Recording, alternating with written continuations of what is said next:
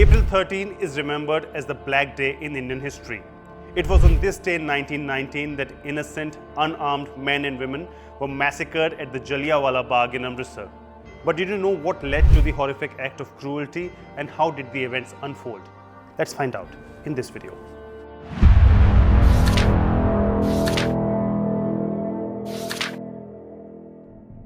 Let's first understand what led to the Jallianwala Bagh Massacre.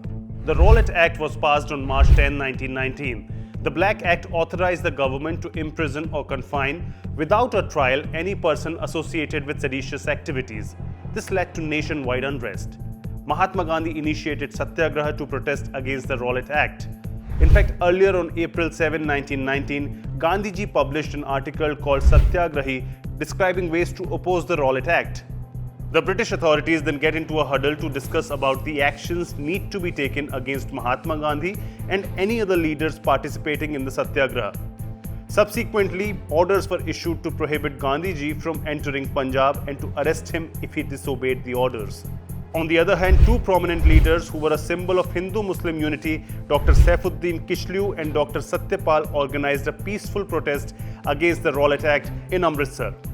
What happens next? Things start heating up gradually.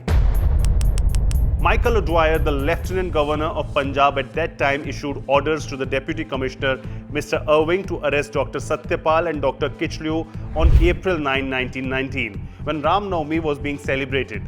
On the same day, Mahatma Gandhi was arrested too, and people were unable to understand the reason behind the arrest. By the 10th of April 1919, the news of Gandhiji's arrest had reached Amritsar and the crowd was really angry and had gathered on the streets. Now comes one of the most painful incidents in Indian history.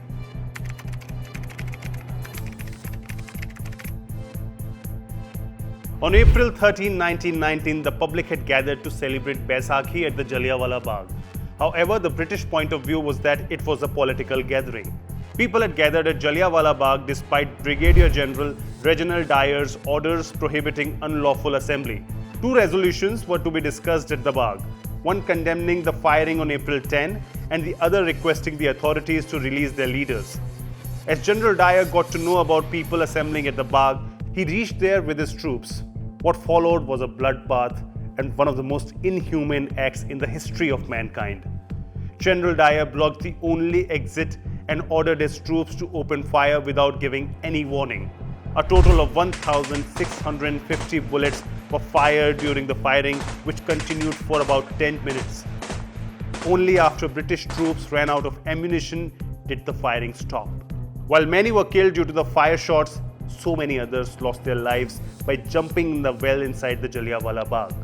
The total estimated figure of the dead as given by General Dyer and Mr. Irving was 291. However, other reports, including that of a committee headed by Madan Mohan Malviya, put the figure of dead at over 500. Some estimates also mention numbers going up to 1,000 as well. 106 years on, and nobody knows exactly how many people died in the Jallianwala Bagh Massacre. But the spirit of those martyred brave hearts still continues to shine on.